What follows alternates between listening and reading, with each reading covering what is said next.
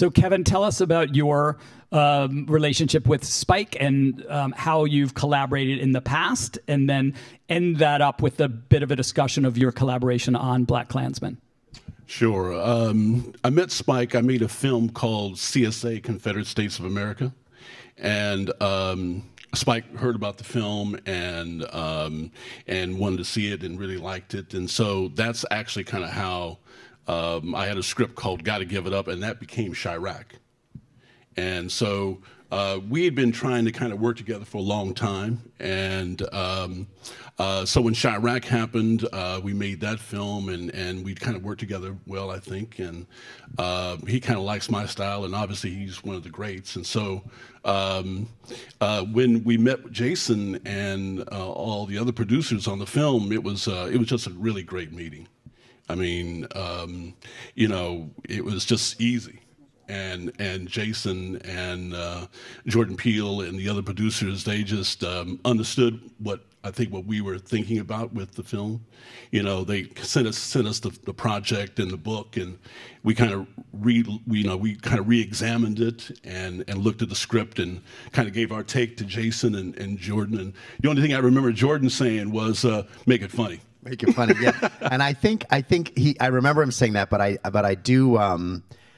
do think what Kevin and Spike did, which was virtually impossible, is not the make it funny part. You don't give yourself enough credit. Is the make it funny part? I would say is the easy part. The hard part is clearly to make the Ku Klux Klan funny is unbelievably complicated, and I don't think there's another team of people who could have. I think for me, the reason the movie is successful is the tone of the movie. The tone is virtually impossible to get right. There's like 99 ways it could have gone wrong, and one way it could have gone right. And that had everything to do with Kevin and Spike and nailing that tone. If you describe that movie to someone before it got made, they'd say you're out of your mind. You can't make a movie like this. You certainly can't make it funny. And so I feel very indebted to them. I don't think there's anyone else who could have gotten that tone right and made the movie compelling to watch and also entertaining. Really, really tough to do given the subject matter.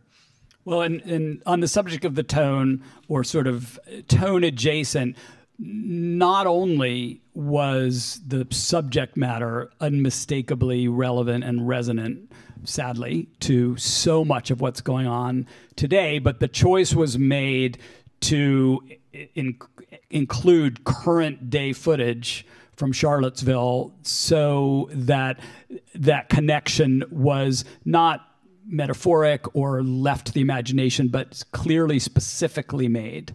So I'd love to hear from both of you at what point that choice was made, and how much was that a part of the foundation of what Spike's vision for the movie was to begin with, or did that come later? How did that evolve? I think that was part of Spike's vision from the very beginning. I mean, from the get-go, he said he didn't want it to be a period piece, that he wanted it to really speak to today. And unfortunately, there's a lot of connections to today when you talk about the Klan. And so the original ending was going out the window and seeing this burning cross in the distance, and the idea was that, you know, we wanted to kind of give the impression that the problem was continuing. And when we were at Cannes, you know, the joke kind of became that the president and I call him King Tang. King Tang. Just think about it for a minute. That him and David Duke actually wrote themselves into the film. And so when the Charlottesville footage was an editing choice. Spike and Barry Brown, the editor, they kind of made that choice in the editing one.